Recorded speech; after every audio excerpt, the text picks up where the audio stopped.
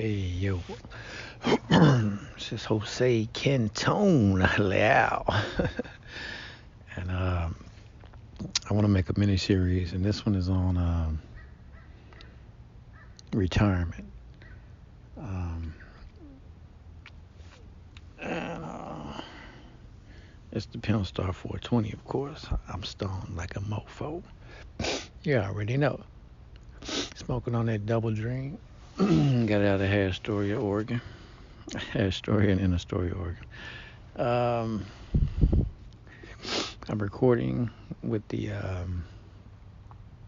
just into the phone, so no lights on, no video, no light on the phone. I'm just sitting here in my cabin, drinking some coffee, and just took a toke, drinking some of that Mickey D's coffee too. um, so yeah, retirement. I just came back. I live in the woods outside of a local college. uh,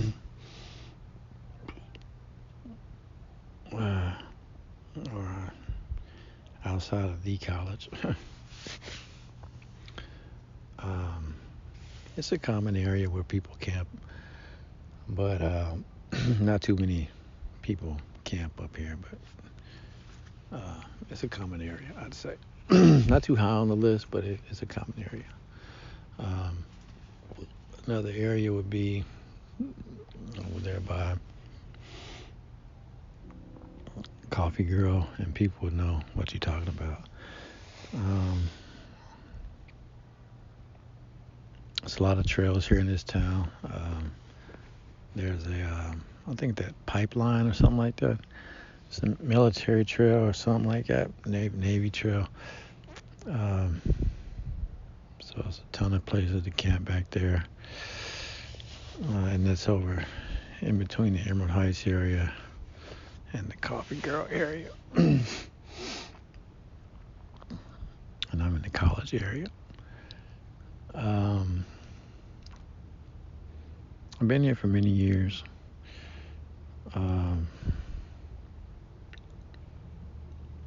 A buddy of mine, his name's Travers. He used to camp over here, and I was having a laugh. I'm sure he would have a laugh about it now. I hope so. But he was telling me that he had burned his spot down. I guess he was having some fire going on inside of his camp, and it had burnt down.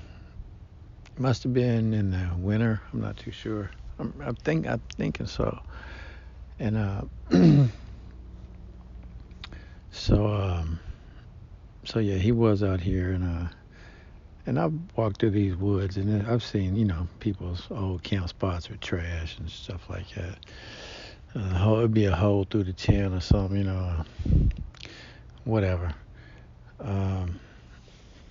So I've seen trash in the woods area. I haven't been all over the woods here. I have not. I just walked in from the college area, and I'm up that way, before you get to the top of the hill or over the hill or whatever people like to call it. I'm not too deep back into the trail, so I'm more near the campus.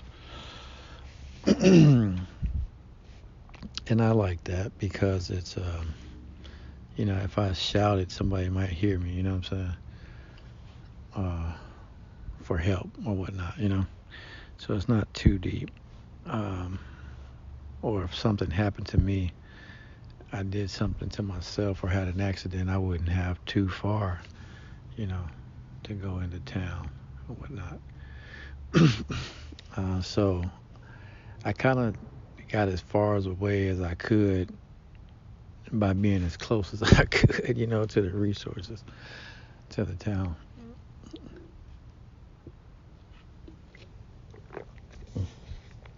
And that's kind of the name of the game, and this is all in your blood, you don't get born and you're like, hey, I want to, do this and do it, you're born into a river, you know what I mean? and it's going one way. So you can't be like, yo, I'm gonna do this, I'm gonna do that. No, you going along the river. For many years you couldn't walk. You know what I'm saying? So, and you couldn't talk. You couldn't read, you couldn't write, you couldn't drive, you couldn't this, you couldn't that, and so you were under somebody. You couldn't afford your own place. You couldn't retire. You couldn't be on your own. You know, you were going along. You were following someone, and lo and behold, you're still following something. When that person gets out of the way and you begin to lead, you're still following something. So, you know, I was born in Houston, Texas, and my mother moved us.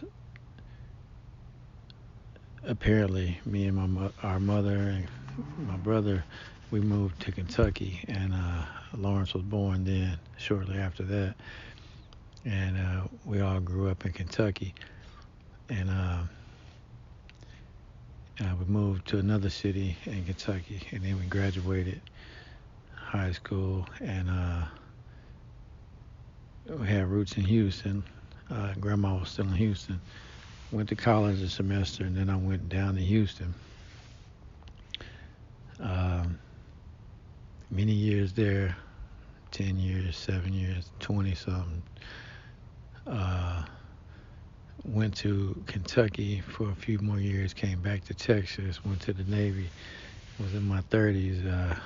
Mama was meeting a bunch of people online with her sales business, and one of the people in the network lived in Astoria, Oregon. So in her network, so apparently they had more in common than others, and she ended up living with Chris, my older brother, and his family in Kentucky, which we were all there at one point.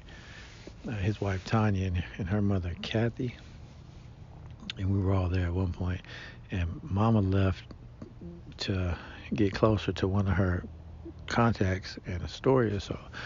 So she was living in Astoria with this person, and she branched out and got on her own in that town. Apparently she liked the town, and at the time she was like, Joey, you're there with Chris too, kind of like you don't have your own stuff going on right now. He does, so that's why we crashed with him. And my mom's now, she's back, got her own stuff in Kentucky now. She's not in Astoria no more, but and I got like the thing, the post is retirement. That's the mini series. I got my own stuff too. It's not much, but whose is. So she was like, check it out. I was like, okay. It took me a few months to think about it, and then I went out there, or I came out here, and I've been out here for 7 years now.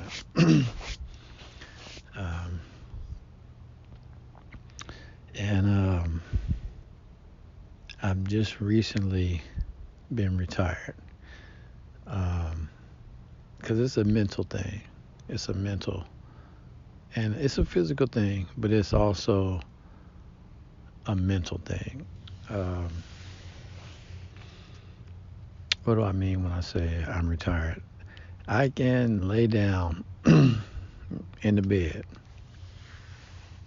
in my bed, all day. I ain't got to get up.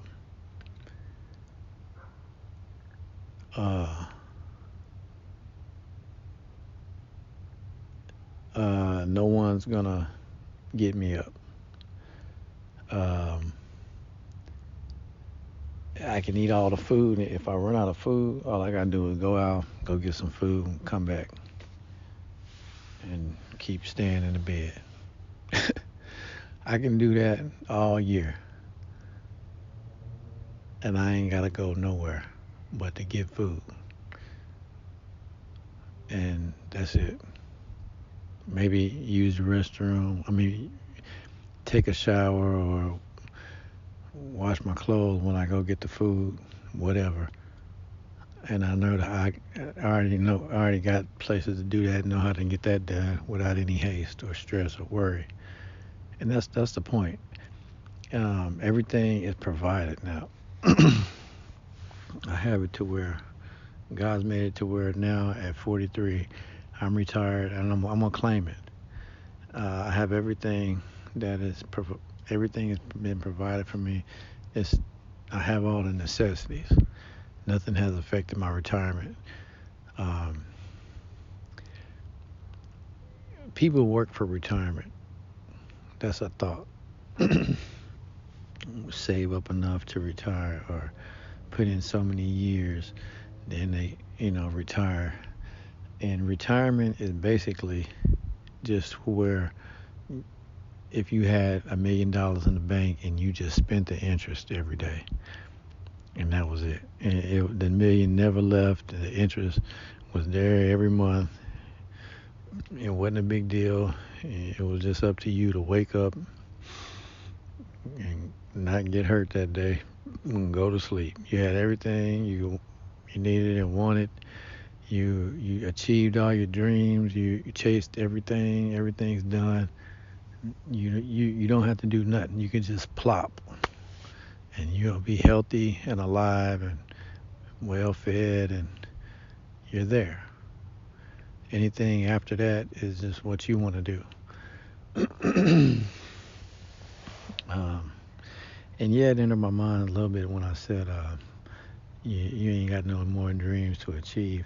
I hadn't contemplated that, but I'm gonna put a pin in it. But yeah, I hadn't contemplated that. I am 43, but there are still a couple things I hadn't really reviewed it. I would say dreams and wishes are things that need to be reviewed because I think they have residual energy. That you may have, and I've experienced in this that you may have already accomplished something, but you're still so much in the motions of striving for it that it feels like you haven't. It feels like there's more to do. When you've achieved that which you've been striving for many years to get to, the race is over, you've done it, now you can relax, a decompression, so to say, or what is that, post, um, the after effects, of memory, you know what I mean? Emotional before you actually let everything go through the grieving process. um, so, let me see here. See how much time I'm on. Okay, that ain't bad. 13 minutes. um, yeah, so in my youth, I was always working, living with mama. I could never. I was going to school. I had things driving me to be someone now. Even though I'm a homeless person, um, I don't have a mailing address. Um, I'm still stable and able to sustain myself on a daily basis um, within the current time. With food banks being open here and there, with government assistance programs being available here and there, with the economy being the way it is. So it's like it's a crux, retirement. It's a crux. So it's like everything was right, and this guy was a boxing champ, and then the war came and the draft came, and then okay, now that scenario ain't the same no more. So now he's going to fight in the war. So it's like you know, the hinge, is the right recipe for retirement. um, and I'm retired, so I don't have to wake up to raise my kids. I don't have any schedule. Right now, uh, there is a free dinner that I don't need, but I like to go to it sometimes, and sometimes I do look forward to it. But it is just an option. It's something I enjoy. Um, and there's a lady there, a young lady there. She's the sister of my kid's mom through marriage. Though her brother married my kid's mom, and so this girl comes to the dinner, and so she tells me about her job and asks me, am I working now? And I'm like, no, but your job sounds interesting. She was like, great, because we're hiring, so stop by if you're interested. I mean, she said, so stop by. I said, okay. So I stopped by, and then later on that night, I'm like, nah, I don't think I want to do it. It was interesting though, but I'm not gonna pursue it. I'm not gonna fill out the application or nothing. And the reason being now that I'm seeing is that um, because I want to keep my retirement. I want to keep my time to myself. Um, I'm not in a relationship to where a girl is setting goals with me, and I've attached myself to her life. Oh, let's save up to go to the museum, or let's save up to get such and such, shoes for blah blah blah, or let's get into a house, or let's go to Africa or whatever. It's like that would be considered formulating a plan and executing a plan, which is something that I don't have a problem with. Um, but getting the job to do it, I don't have a problem with that either. But I wouldn't. I'm not in that position right now, so I chose to keep my retirement and not grab a schedule to where I'm enjoying myself Friday night and Saturday morning. They want me to be here or be there, or do this and that for a mandatory this many hours. You know what I'm saying? No, no. You know what I mean? I've done that a long time. I used to have a joke, a joke I would say, uh, that I probably worked the most jobs. I mean, in my mind, I was laughing at myself, but I would say I had over 40, 50 jobs, and that's ridiculous. When I was 40, I had over maybe 40 jobs, 40, 50 jobs in that area.